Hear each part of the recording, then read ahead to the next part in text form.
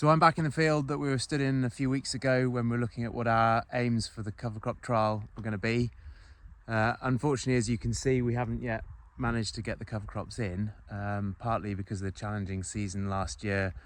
We've had split fields that had some wheat, some spring barley. We've only just managed to get the spring barley off. Some of this block is being limed, so we've had to wait until the spring barley was off to get it all done. We've also had a breakdown with one of the tractors, so that's pushed us back a little bit this year. But also because the soil conditions are so dry. We have had a bit of rain recently, which has improved things a little bit, but where we have been drilling cover crops on other fields, some of them up to about 3 weeks ago, they're only just starting to come through now. So conditions have been so dry. We looked at the soil in the last video, which was very dry and blocky and challenging.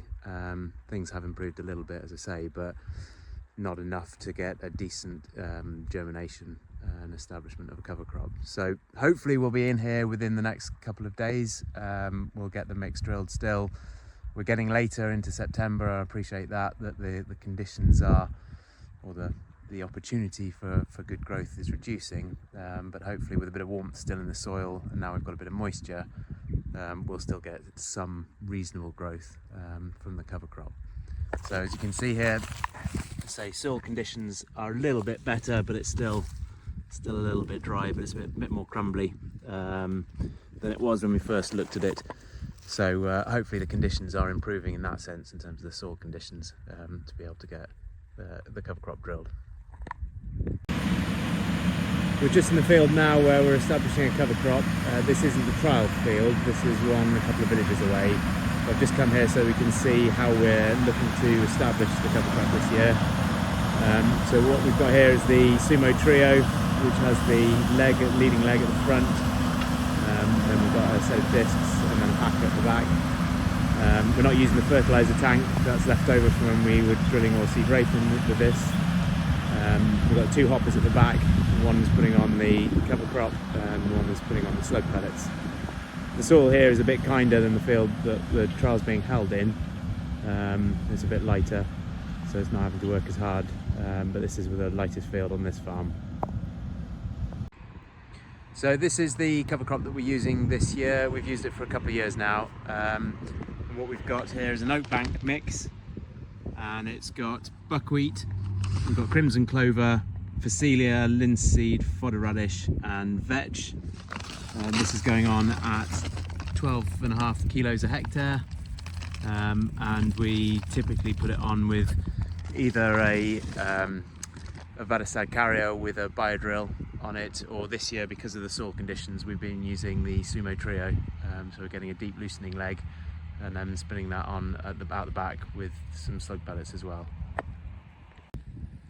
So I'm stood here in the field which has had the cover crop in it. The field opposite was cultivated at the same time and hasn't had the cover crop, so that's the control. This was carried out this week, a bit later than we'd intended for the reasons I've already mentioned. But it's in now. The soil condition is looking a bit better.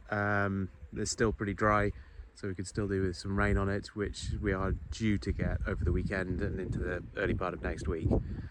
I'm just here now to show the sensors which have been installed. So this is the nutrient sensor. It's got two probes which go down into the soil at different depths, and they measure the nutrient availability and the water content as well. It's solar powered, so it's constantly sending sort of a signal and the analysis readings back. These can be looked at online at any time.